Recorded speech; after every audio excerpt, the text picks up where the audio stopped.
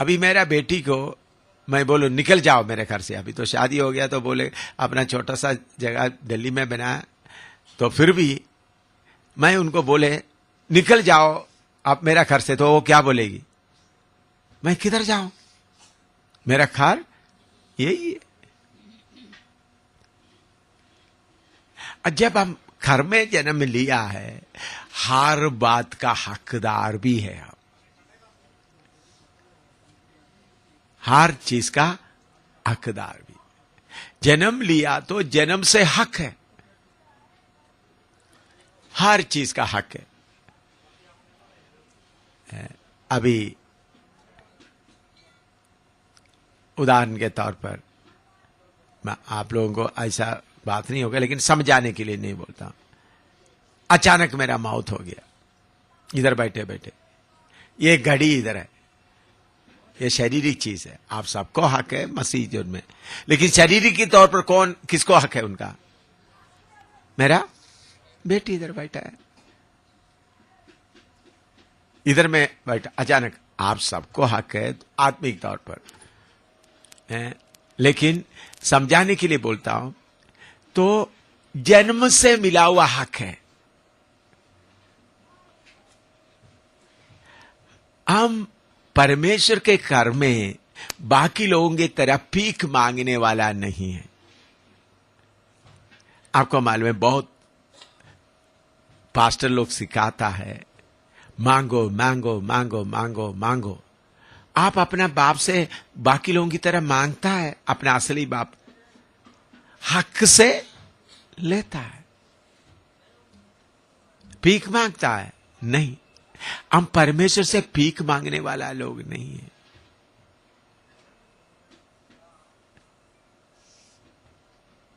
हम परमेश्वर से भीख मांगने वाला लोग नहीं है। भीख मांगकर हम चलना नहीं, परमेश्वर से भीख मांगते हुए नहीं, बल्कि हम परमेश्वर का घर में जन्म लिया है। तो इधर मैं दोबारा बताना चाहता हूं, हम प्रभु के घर में कैसा आया, बोलो, जन्म से आया। प्रभु के घर में हम जन्म लिया है, तो प्रभु के घर में जन्म लिया है तो हम प्रभु से उस हक के द्वारा चलना है। रोमी 8 का 16-17 भी पढ़िएगा।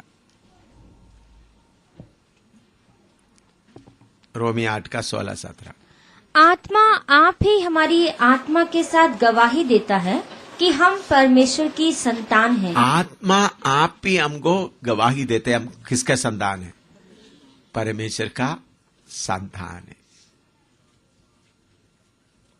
लेकिन एक समस्या इसके बीच में है, वो समस्या गलातियों की पत्री 4 का 1 से 7 तक पढ़िएगा। गलातियों की पत्री 4 का 1 से 7 तक। मैं यह कहता हूँ कि वारिस जब तक बालक है, यद्यपि सब वस्तुओं का स्वामी है, तो भी उसमें और दास में कुछ भेद नहीं, परंतु पिता के ठहराए हुए समय तक रक्षकों और भंडारियों के वश में रहता है। वैसे ही हम भी जब बालक थे तो संसार की आदि शिक्षा के वश में होकर दास बने हुए थे, परंतु जब समय पूरा हुआ तो परमेश्वर ने अपने पुत्र को भेजा, जो स्त्री से जन्मा और व्यवस्था के अधीन उत्पन्न हुआ, ताकि व्यवस्था के अधीनों को मोल लेकर छुड़ा ले और हमको लेपालक होने का पद मिले। और तुम जो पुत्र हो, इसलिए परमेश्वर ने अपने पुत्र के आत्मा को, जो हे अब्बा हे पिता कहकर पुकारता है, हमारे हृदय में भेजा है। इसलिए तो अब दास नहीं परंतु पुत्र है, और जब पुत्र हुआ तो परमेश्वर के द्वारा वारिस भी हुआ। देखिए इधर में हम परमेश्वर का पुत्र है तो भी कोई पुत्री नहीं, परमेश्वर के घर में कोई पुत्री नहीं। सब कौन है, बहन लोग भी कौन है, पुत्र है। स्वर्ग में कोई पुत्री नहीं है, ये मालूम है ना, लेकिन हम बेटे इस शरीर में इधर में रहने के बाद बेटे बेटियां कहता है। एक जगह में लिखा है, दूसरा कोरिन्थी में लिखा है कि बेटे बेटियां, क्योंकि वो इस शरीर के लिए बताया। लेकिन असली में देखते वक्त हम सब कौन है? परमेश्वर का पुत्र है। बहन लोग भी कौन है? पुत्री नहीं, पुत्र है। अब लोग हमेशा समझना, मैं भी कौन हूं? पुत्र हूं। स्वर्ग में हम बराबर है, पुत्र है, कोई पुत्री नहीं है। तो परमेश्वर की आत्मा हमको गवाह देते हम पुत्र है। लेकिन बात क्या है? दोबारा उसका गलाती 1 से 4 तक, दोबारा 7 तक दोबारा पढ़िए। गलाती 4 का। मैं ये कहता हूँ कि वारिस जब तक बालक है, यद्यपि सब वस्तुओं का स्वामी है, तो भी उसमें और दास में कुछ भेद नहीं। हाँ, देखिए, जब मैं फिन्नी और सूसन जन्म लिया, फिन्नी था, मेरे पास स्कूटर था, बाकी चीजें कार बाकी वगैरह था, तो मैं ड्राइवर को बोलता था बच्चे को हाथ लगाने नहीं देना। क्या बोलता था? जिम्मेवारी किसको दे रहा है? ड्राइवर को। मैंने कितने बार बोला। मैं कभी कभी देख रहा था, फिन्नी थोड़ा सा एक्टिव था, कहीं जाकर का जीप का चाबी घुमाने के लिए कर रहेगा, कभी स्कूटर का ये बटन प्रेस करने के लिए कोशिश करेगा, किधर किधर दिखाता है ड्राइवर, किधर किधर करता है, वो करता है। मैंने उनको बोला देखो, उनको दूर रखो। क्यों? असली में हकदार कौन है? ना मेरा जो सेवा करने वाला है लोग हकदार था, या फिन्नी हकदार है? फिन्नी हकदार। फिर भी उनको हाथ लगाने नहीं देता। उनको बोलता था देखो, इनको हाथ लगाने नहीं देना। इसी मुताबिक आप लोग प्रभु के घर में जब छोटे बच्चे अनजान में बने रहेगा, तो प्रभु कोई हाथ लगाने नहीं देगा। तो बड़ा हो जाएंगे तो क्या करेंगे प्रभु? तो लेकिन कुछ लोगों का क्या, मैं प्रभु के घर में छोटे बन गया, उनका गोदी में बैठे रहने के लिए चाहता है। बहुत लोग कहते हैं प्रभु मुझे बेटी, प्रभु मुझे चुमता रहे। तो फिन्नी मेरे गोद में बैठ करके हमेशा सूसन मेरे गोद में बैठकर मैं उसको किस करते चुमते रहते, तो आइसक्रीम मिलेगा, लालीफाफा मिलेगा, क्या क्या है, जो जो चाहिए मिलेगा। लेकिन कार और स्कूटर बाकी चीज मिलेगा उनको? बोलेगा हाथ नहीं लगाना। किसको बोलेगा? नौकर को बोलेगा। लेकिन थोड़ा बड़ा होने के बाद बोलेगा कार ले जाओ, स्कूटर ले जाओ। इसी मुताबिक हम प्रभु आपकी ओर देखता रहता है, कब मेरा बेटा बढ़ेगा, कब मेरा बेटी आत्मा में बढ़ेगा। आप सोचते प्रभु मुझे मच्छर नहीं काटना, प्रभु चाहता है। अभी आप छोटा बच्चे को पालन पोषण करते वक्त माँ क्या करती है? वो बच्चे को, छोटा बच्चा है तो मच्छर आने भी नहीं देगा। ओ मेरे बच्चे को क्या नहीं करना, मच्छर भी नहीं लगना, मक्खी भी नहीं लगना। लेकिन थोड़ा बेटा 4-5 साल लगता, कितना माँ जाता है उनका मच्छर मारने के लिए? जाता है। फिर कुत्ता को भगाना है, सांप को भी मारना है, तब शाबाश बोलेगा। या मच्छर मारते मारते बेटा 20 साल का हो गया, मम्मी मम्मी मच्छर मच्छर मच्छर, तो फिर क्या बोलेगा? तो बेटा तुम क्यों इतना खाना खाया, तुम क्यों, क्या हो गया तुम्हारा दिमाग ठीक है? 20 साल उम्र आ गए तो मम्मी मच्छर मच्छर मच्छर। मैं आपको ये बोलते वक्त आपको ड्रामा लगे, लेकिन आप सब ऐसा ही करता है। प्रभु के साथ में क्या करता है? ऐसा ही करता है। 20 साल हो गया अभी, यीशु यीशु। प्रभु देखता है कब आप बढ़ेगा। लेकिन उसका एक समस्या है। समस्या आपको बताते वक्त आपको मालूम होगा, फिर आपका पेट में दर्द शुरू हो जाएगा। समस्या क्या है? पढ़िएगा 4 का 1 से पढ़ो। परंतु पिता के ठहराए हुए समय तक, पिता का ठहराए हुए समय तक रक्षकों और भंडारियों के वश में रहता है। बेटा जब छोटा है तो पिता के समय तक किसके अंदर में रहता है? नौकर या सेवका? हाँ।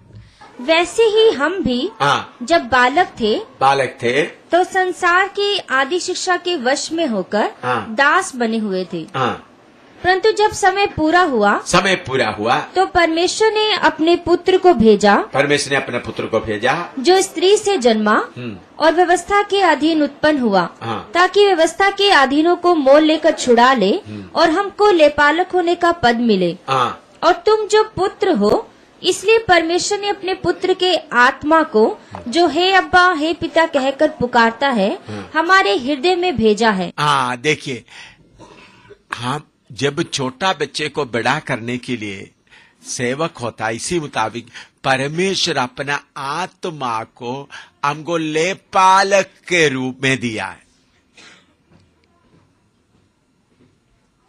ये बात समझना। पवित्र आत्मा को आपको किसके लिए दिया है? एक, ताकि आपको सिखाकर किधर करूं? अभी पवित्र आत्मा में होकर हम अपने आप परमेश्वर को पिता करके बुलाता है, लेकिन चलते चलते स्वर्ग में जाने के बाद भी आप पवित्र आत्मा को ढूंढते रहोगे? बोलो, स्वर्ग में जाने के बाद आप पवित्र आत्मा को ढूंढेंगे? अभी आप हर बात पवित्र आत्मा की मदद से करते करते करते करते लेपालक के पुत्र बना दिया। इसका मतलब परमेश्वर हमको लेपालक का आत्मा देकर, स्पिरिट ऑफ अडॉप्शन, परमेश्वर की आत्मा देकर हमको सिखा कर लेकर चलना। जैसा फिन्नी, मेरा बेटा छोटा फिन्नी, उस वक्त गाड़ी जीप थे और दूसरा स्कूटर, बाकी वगैरह मोटरसाइकिल जो कुछ है, तो उनको कोई कंट्रोल करने के लिए नहीं देते थे, बल्कि नौकर को रखे थे या हमारा सेवादार लोग रखते थे। तो उनके द्वारा करते करते करते अभी उनको सेवादार का कोई जरूरत नहीं, खुद कार भी चलाएगा, कुछ सब चीज चलाएगा, क्योंकि उस हालत में आ गया। तो परमेश्वर इसी मुताबिक हमको पवित्र आत्मा दे दिया ताकि हम उस आत्मा का अधीन रहे। क्या करें? लेकिन प्रॉब्लम, समस्या क्या है? बहुत बार आत्मा का अधीन में रहने के लिए हम तैयार नहीं होते। उसका नुकसान क्या है, रुकावट क्या है, मैं शाम को आपको खोलकर सिखाऊंगा। तो परमेश्वर हमको परमेश्वर के घर में जन्म लेने का मौका दिया है, तो भी हम पवित्र आत्मा के अधीन में रहने के जगह में अपना मन की इच्छाओं में हम चलना शुरू करता है। तो इस कारण आत्मा में जितना बढ़ना चाहिए उतना हम बढ़ता नहीं। अभी भी क्या बन के रहा हुआ है? छोटा बच्चा बन के रहा है। तो लेपालक होने के लिए, लेपालक आत्मा देकर पुत्र का असली दर्जा बनने के लिए हमको लाया, लेकिन बहुत बार हमारा इच्छाएं आकर रुकावट डालता है। हम अनजाने में हमारा बुद्धि के तौर से आने वाला इच्छाओं का अधीन हो जाता है। तो ऐसा इच्छाओं का अधीन होने के कारण आत्मा का जितना बल आपके ऊपर होना चाहिए, आत्मा के द्वारा जितना अधिकार आपको मिलना चाहिए, वो अधिकार आपको नहीं मिलता। दरअसल बेटा जब छोटा है, बालक है, दूसरों के अधीन में रहता है। हमको पवित्र आत्मा के अधीन में रहकर चलेगा तो जल्दी हमारा क्या होगा? बढ़ेगा। लेकिन हम पवित्र आत्मा का अधीन में नहीं रहता, बल्कि अपना मन की बातों के अनुसार रहता है। अपना मन की बातों के अनुसार रहने के कारण जितना आगे बढ़ना चाहता है उतना बढ़ने के लिए रुकावट हो जाता है। तो ये बात सब लोग अच्छी तरह समझना। गलाती 5:17 पढ़िएगा। गलाती 5:17। क्योंकि शरीर आत्मा के विरोध में और आत्मा शरीर के विरोध में लालसा करती है, और ये एक दूसरे के विरोधी हैं, इसलिए कि जो तुम करना चाहते हो वह ना करने पाओ। शरीर आत्मा के विरोध में, आत्मा शरीर के विरोध में क्या करता है? लालसा आपस में लड़ते रहता है। बहुत बार हमारे अंदर का जो शारीरिक था बहुत बातों को हमारे अंदर में ले आता है। वो ले आकर हमको आत्मा हमको चलाने के लिए हम रुकावट बन जाता है। तो जब आत्मा हमको चलाने में हम रुकावट बन जाते तो हम कमजोर होता है, कभी बढ़ता नहीं है। मैंने देखा है कुछ विश्वासी 20 साल का है, 30 साल का है, उसके बराबर 2 साल का विश्वासी उसे आगे बढ़ जाता है। एक विश्वासी 30 साल का है, वो 30 साल का तजुर्बा है लेकिन आत्मा में कमजोर है। लेकिन 2 साल का विश्वास में आकर 2 साल वाला क्या कर रहा है? 30 साल से भी आगे जाता है। ऐसा होता है नहीं होता है? बोलो, आप लोग देखा है नहीं देखा है? 30 साल से आत्मा में उद्धार पाकर 30 साल हो गया, फिर भी लंगड़ा चलता है। लेकिन जो विश्वास में आकर 2 ही साल हो गया वो आगे दौड़ रहा है, लंगड़े को पीछे डालकर आगे दौड़ रहा है। क्यों?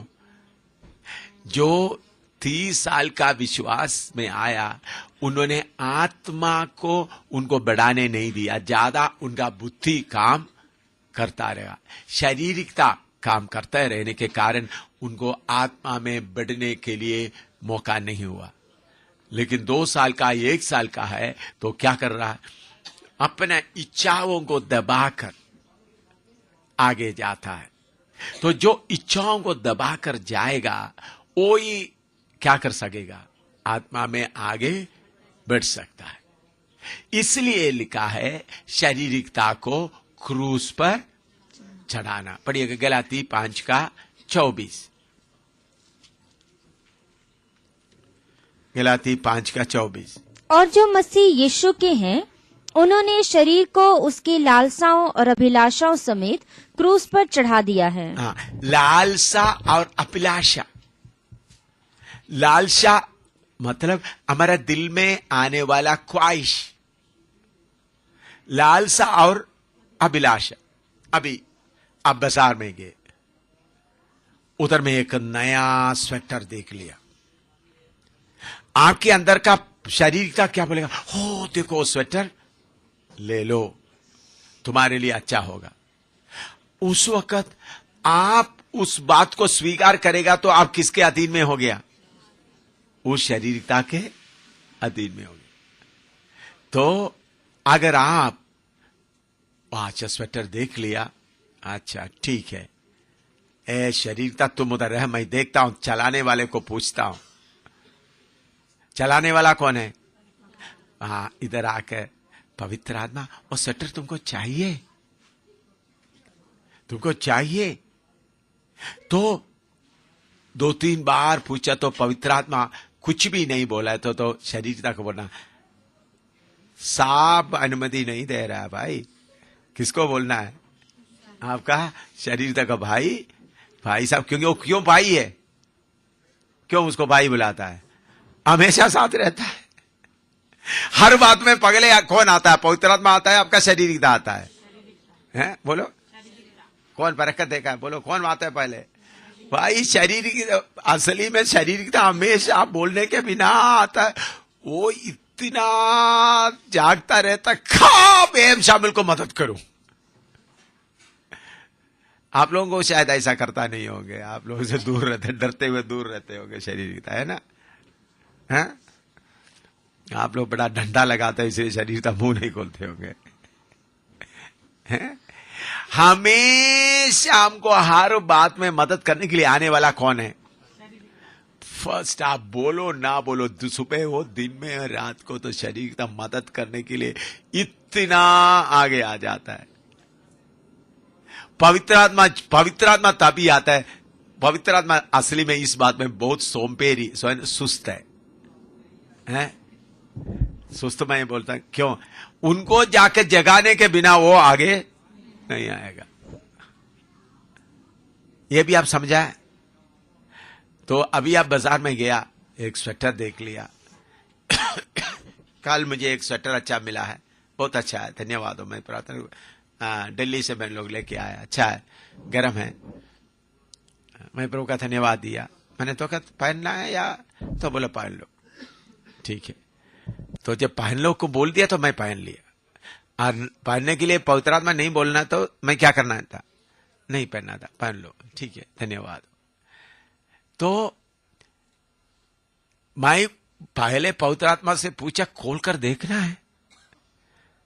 मैंने खोलकर, बहन लेके आए, खोलकर देखना है।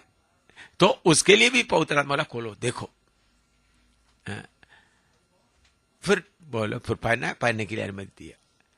तो हम हमारे जीवन में जो कोई भी बात आते समय में हमारा बोलने के पहले कौन मदद के लिए आता है, तो अगर हम उस बात को मान ले तो फिर आत्मा में क्या होता जाता है, कमजोर होता जाता है। तो आपका शारीरिकता को डंडा लगाएगा तो आत्मा बढ़ेगा। तो शैतान क्या चाहता है, आप आत्मा में कभी ना बढ़े, हमेशा गुलाम बन गए। तो इसलिए शैतान हमेशा आपका शारीरिकता को जाओ जाओ ना, जाओ ना, मांगो ना, करना, शारीरिकता को क्या करता रहता है, हमेशा आगे पुश करके। जिसको शारीरिकता को गला, उसका गला पकड़ने का जिसको आता है, उनका आत्मा बढ़ता है। कोई खाने का चीज हो, अभी एक बहन मुझे आकर बोल रहे थे, देखो आप हमारे लिए इतना तेल वगैरह खर्च करके, खाना वगैरह खाने के लिए इतना पैसा खर्च करके आप क्यों खिला रहा है।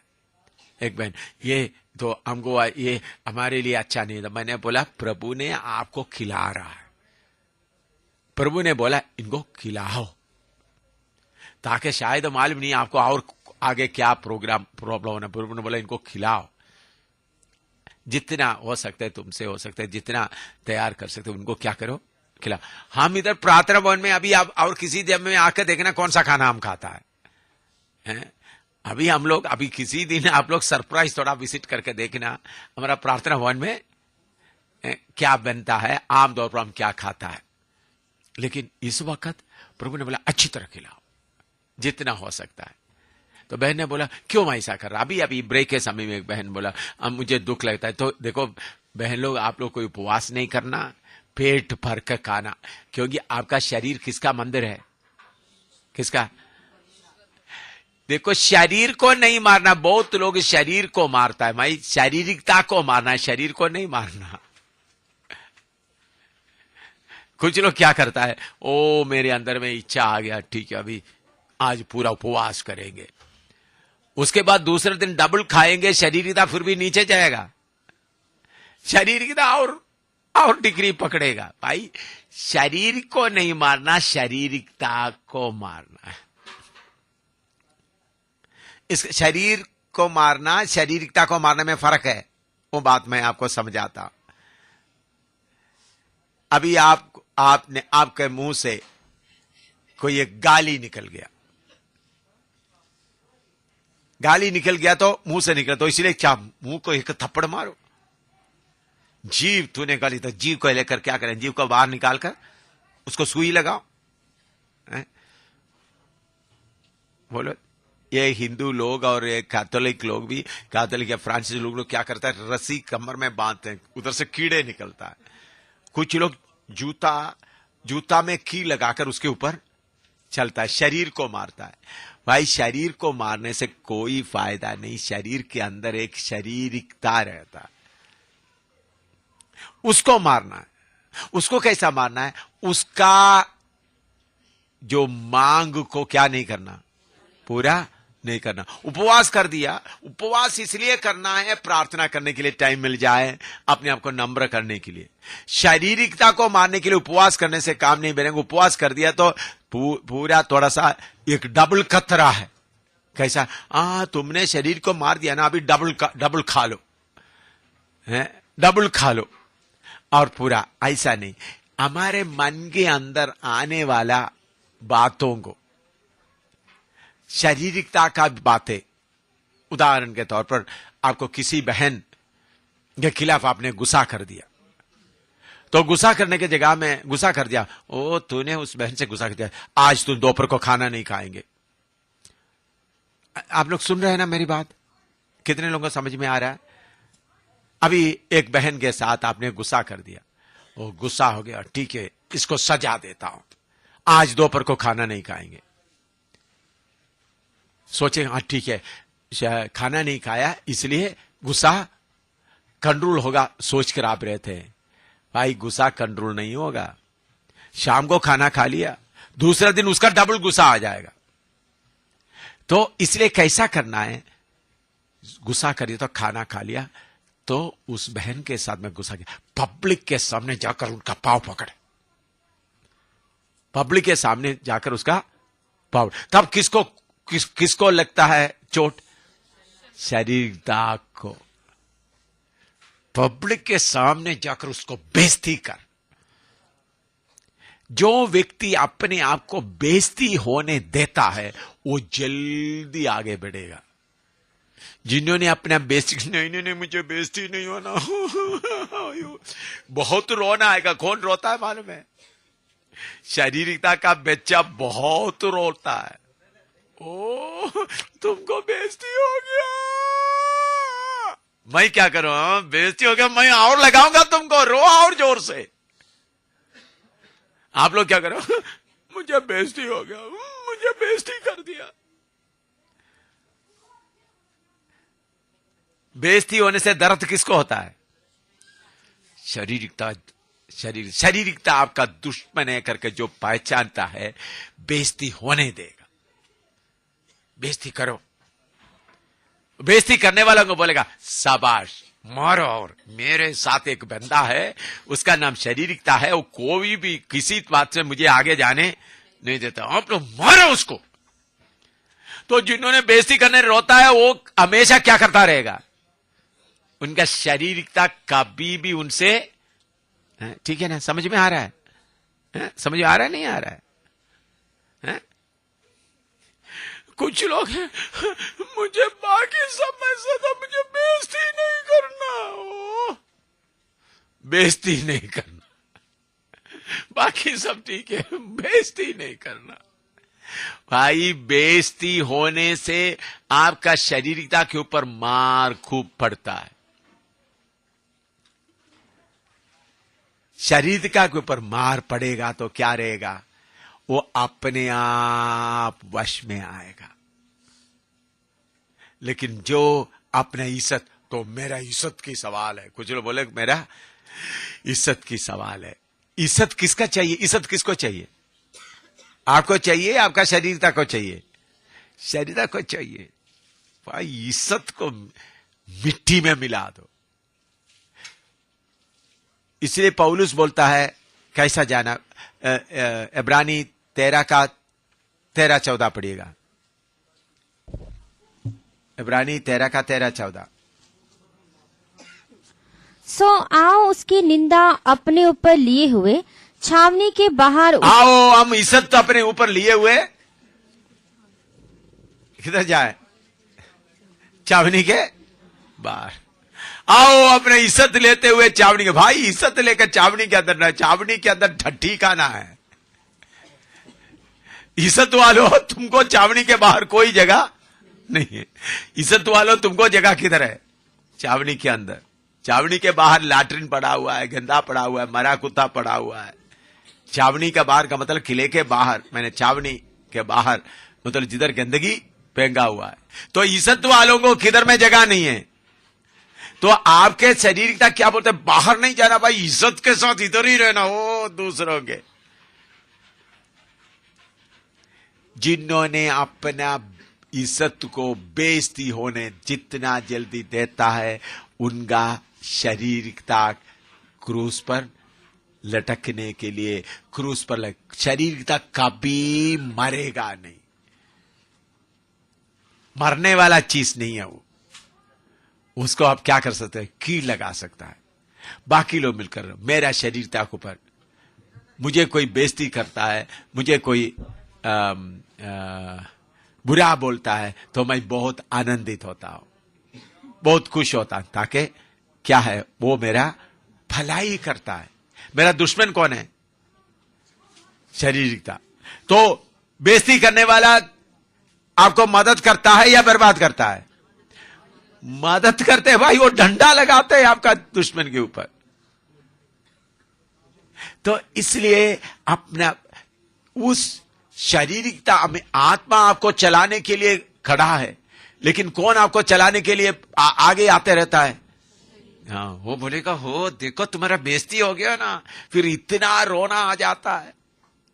उसको बोलना और बेइज्जती हो जाऊंगा, ताकि ये शारीरिकता तुम रोता रहे। शारीरिकता तुम रोता, शारीरिकता तुम्हारा आंसू कभी बंद नहीं होना, रोता है। फिर रोते रोते रोते फिर वो शारीरिकता बोलेगा रोने से भी कोई फायदा नहीं, चुप रहो। फिर पहले रोना शुरू करेगा है? तो बहुत बार रोने से भी आप रहम नहीं कर रहा है, तो क्या बोलेगा? शारीरिकता बोलेगा रोने से कोई फायदा नहीं, चलो। फिर बाद में शारीरिकता आपको, फिर अपना आत्मा क्या हो जाएगा? तो फिर आत्मा बोलेगा वो शारीरिकता तुम्हारा ड्रामा खत्म हो गया तो मैं थोड़ा हंसता हूं। कौन हंसेगा तब? आत्मा। मेरी बात समझ में आ रहा है आपको, या कितने लोगों को समझ में आ रहा है? मेरे प्यारो, हमारे अंदर का शारीरिकता हर बात के लिए पहले मदद करने के लिए, वो मदद करके क्रेडिट लाने के लिए, ओ मैंने ऐसा किया, हाँ कोई काम कर दिया तो शारीरिकता पहले आकर मैंने कर दिया, हाँ शाबाश, शारीरिकता 2 डिग्री बढ़ गया। फिर ऐसा तो शारीरिकता हमेशा नंबर मारने के लिए लगा हुआ है। नंबर, कौन सा नंबर मुझे मिलेगा? लेकिन उसको मार के मार के मार के किसी काम का नहीं, मैं किसी काम का नहीं, किसी फायदा का नहीं, सब लोग मुझे थूकने दो। ऐसा जब आते समय में आपके अंदर का आत्मा हंसना शुरू होगा। हालेलुया। मेरे प्यारो, ऐसा करने से ही आपका दुश्मन को आप नीचे करके आत्मा के अधीन में आप रह सकेगा। आपको सिखाने वाला कौन है? पवित्र आत्मा। चलाने वाला कौन है? हमारा टास्क मास्टर, जो हमको लेपालक पुत्र के तौर पर लेपालक आत्मा देकर हमको चलाने आया। वो पवित्र आत्मा के अधीन में रहकर रहकर रहकर रहकर जब हम यीशु मसीह के डील डोल तक आएगा, तो फिर हम पवित्र आत्मा का मदद के बिना यीशु मसीह के सिंहासन में बैठकर पिता के बराबर